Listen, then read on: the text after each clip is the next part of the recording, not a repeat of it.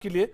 और 30 second doctor अजीज खान, आपके गैर जिम्मेदाराना रवैया विपक्ष का। डॉक्टर देखिए अजीज खान, विपक्ष को जब सम्मान मिलता है और विपक्ष की जब बात सुनी जाती है तो विपक्ष का भी मनोबल बढ़ता है कि सत्ता पक्ष के जो लोग बैठे हैं 7 सालों से वो देश में क्या कुकृत कर रहे हैं, कम से कम उस पर अगर कोई सवाल उठाता है तो उसको जवाब देना उनकी जिम्मेदारी बनती है।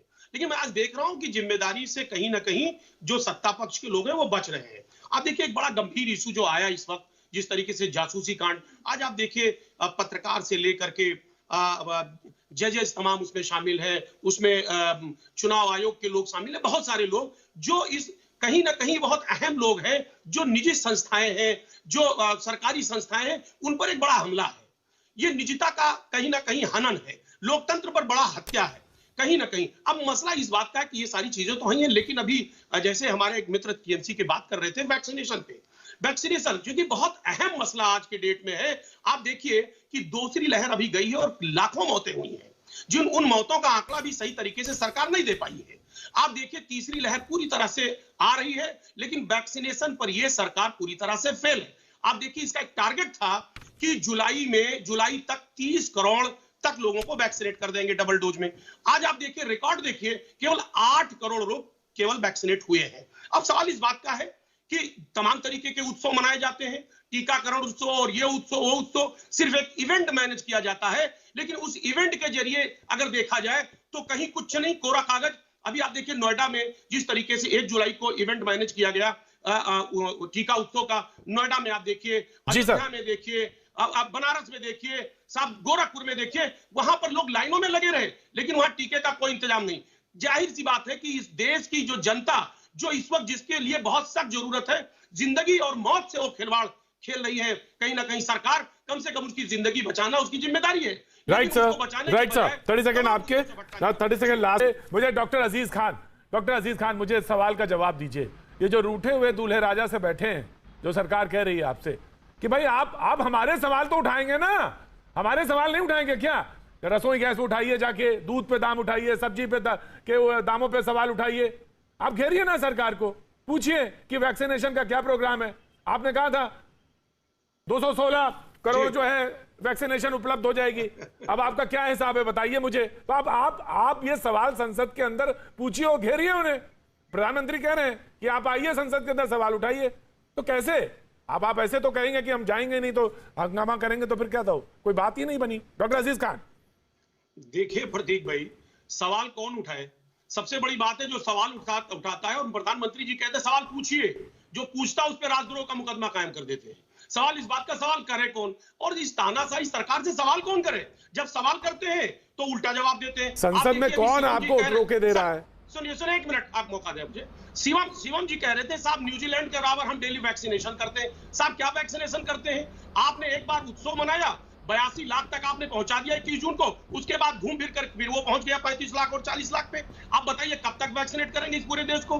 8 करोड़ लोगों को वैक्सीनेट किया, 41 करोड़ सिंगल डोज के हैं। आप देखिए आपके पास वैक्सीन है नहीं, केंद्र सरकार खरीद के दे नहीं रही है। केंद्र सरकार को वही सीरम इंस्टीट्यूट ऑफ इंडिया 157 रुपए में देती है।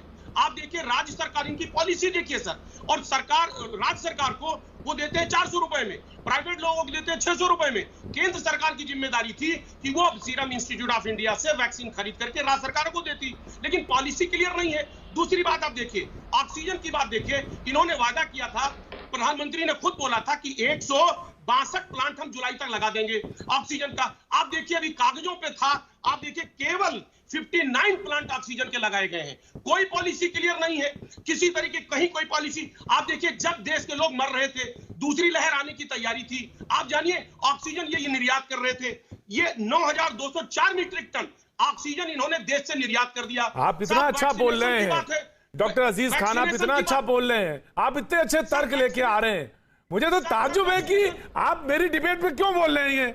आप इतने बढ़िया तर्क, इतने अच्छे डिबेट ये संसद के अंदर क्यों नहीं हो रही? डॉक्टर अजीज खान, मैं आ रहा हूं डॉक्टर अजय मैं आ रहा हूं। अजीज खान, डॉक्टर अजीज खान, लोगों का वैक्सीन होगा। मोदी से तो बात दादा प्रदीप जी मोदी जी नाम बोलिए। ऑडियो ऑडियो दादा प्लीज डॉक्टर अजीज खान दादा हाँ जी। देखिए प्रतीक जी, जौहर कानपुरी का एक शेर है कि दिन भी सूना रात भी वीरा और शहर भी काली है, हर चेहरे पर खौफ लिखा है, ये कैसी खुशहाली है। सवाल इस बात का है जो ये डराने धमकाने का जो प्रयास किया जा रहा है, ये डराने का प्रयास। अरे भाई अगर आप वाकई में निर्दोष है तो आप जेपीसी करने में आपको क्या दिक्कत है? भाई सरकार घोषित कर दे, घोषणा कर दे कि साहब जेपीसी हो जाएगा, इसलिए क्योंकि मन में कहीं ना कहीं कुछ है। ये बात तो कहीं ना कहीं कुछ है, क्योंकि पार्लियामेंट तक तभी पहुंचेगी जब आपके चैनल पे डिबेट होगी।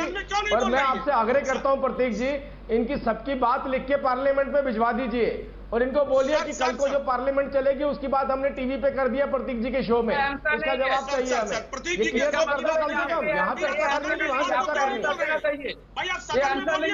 प्रतीक जी आप लिखवा लीजिए, हमसे तो बात करने को तैयार नहीं है, पार्लियामेंट में भी करने को तैयार नहीं है, तो आप ही लिख के भेज दीजिए। बोले दीजिए डॉक्टर अजीज अजीज खान, कुछ कॉन्क्रीट होना चाहिए। राइट, मैं बिल्कुल डॉक्टर अजीज खान, मैं आ रहा हूं, आप ही के पास आ रहा हूं, बिल्कुल आ रहा हूं। आपने शेर कहा था, अब उन्होंने मुझे जब बोला तो मुझे भी एक याद आ गया शेर, एकदम बोलिए। डॉक्टर नवाज देवबंदी साहब का शेर है, खुश्क नदी में उतरे क्यों, खुश्क नदी में उतरे क्यों, उतरे थे तो डूबे क्यों। सवाल ये है कि खुश्क नदी में उतरे क्यों और उतरे थे तो डूबे क्यों।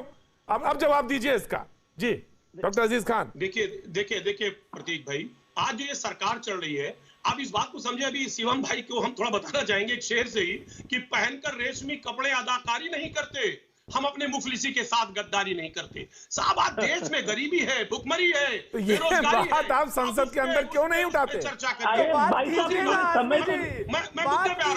वही तो हम कह रहे हैं, आइए मुद्दे पे आइए। बोले दीजिए डॉक्टर अजीज, बोलिए डॉक्टर अजीज बोलिए। देखिए एक बात साहब, अभी किसानों की बात, 9 महीने से किसान धरना दे रहा है, प्रदर्शन कर रहा है, तमाम किसानों की मृत्यु हो गई। साहब इनको बात करने से फुर्सत नहीं है। आज ये चर्चा करने की बात कह रहे हैं, सब सदन में चर्चा करिए, बाहर चर्चा करिए। साहब वो किसान हमारा अन्नदाता है, वो अन्न पैदा करता है, हम खाते हैं। अगर अन्न नहीं पैदा करेगा हमारा वजूद खत्म हो जाएगा।